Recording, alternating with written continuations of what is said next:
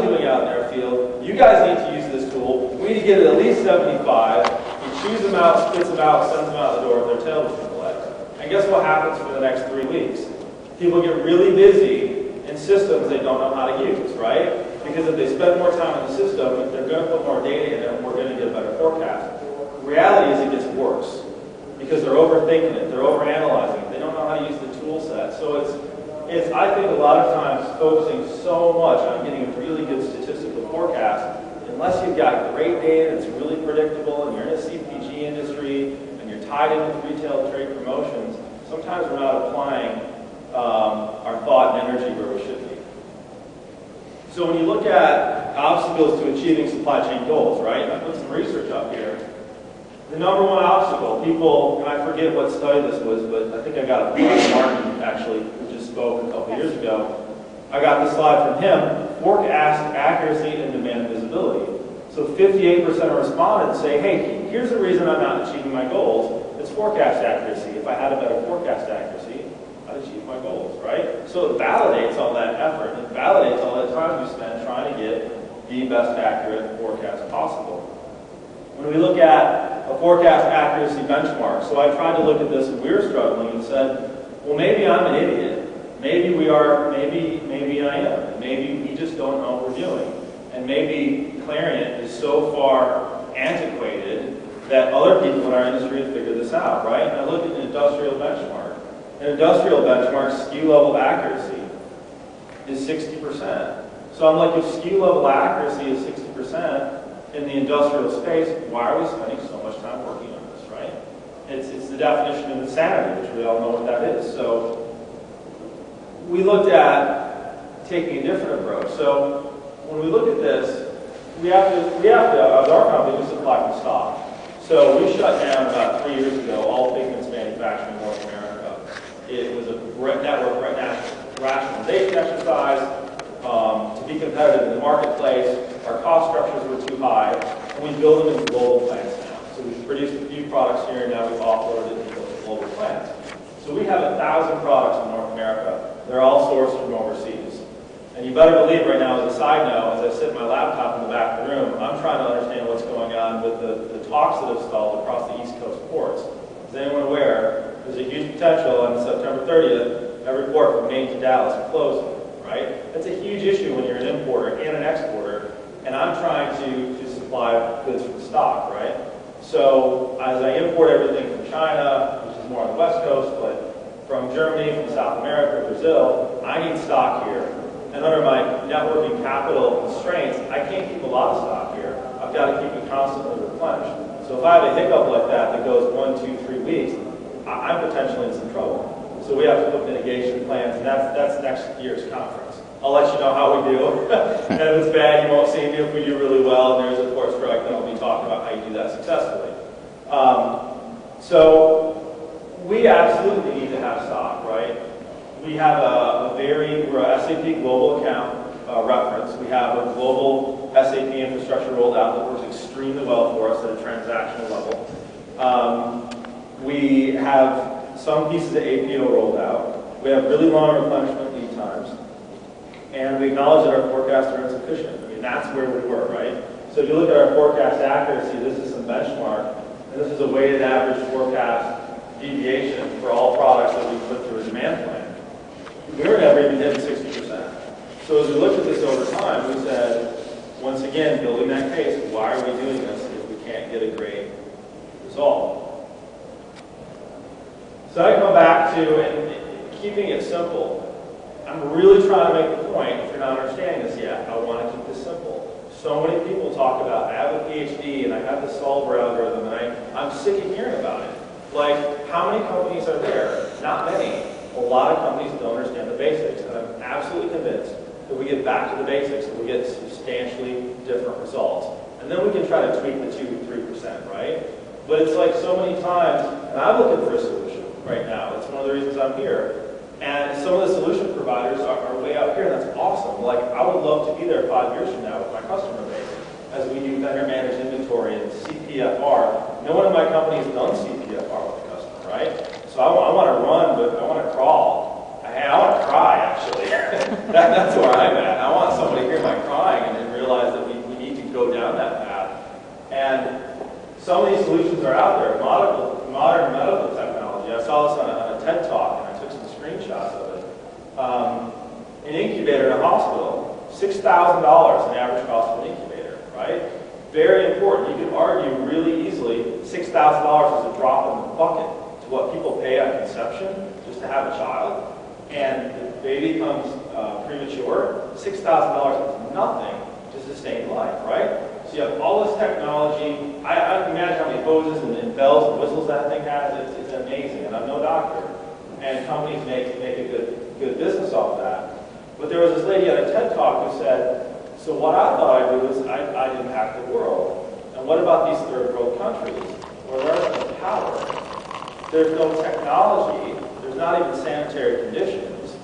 How do we, they wouldn't even know what to do. They don't even know what this looks like. They don't know what to do with this. They have a medical clinic, literally a hut in a village, and babies are dying because they can't maintain their core temperature, right?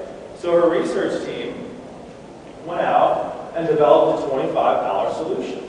They have a mummy bag that is thermally insulated, and the back of the bag is this cavity that holds a pouch that's got a gel in it. They take this gel pouch, they put it in a pot of water, they boil it in a fire in a village, they stick it in the back of this baby warmer, they wrap it around, it holds temperature for 12 hours. $25. Does a $6,000 solution work? Absolutely. You can get the same results with a $25 solution. That's the type of thing that motivates me. That's the type of thing that I get excited about and help companies in my career understand. You don't have to get extremely complex. We can get results by thinking differently and leveraging tools and processes and getting back to some of these basics. Has anyone seen that before? Is that powerful? I think it is. Say yes, I'm on stage. No. Yeah, thank you, class. So I'm going to walk through a four-step approach of how we went from push to pull. And I think fundamentally, when I came into the company, I realized I need to do this, and I tried. I tried really hard with my executive skills selling background, my power of influence, and got nowhere. I really didn't get anywhere. We hired a new global head of our division, global vice president. He came in with a past experience working in pull-based systems. And the first thing he did is our company was like, we need to do this, top down. I mean, basically CEO down said we're going this direction. So if you ask me what it takes to get there, it's always going to take that executive level commitment.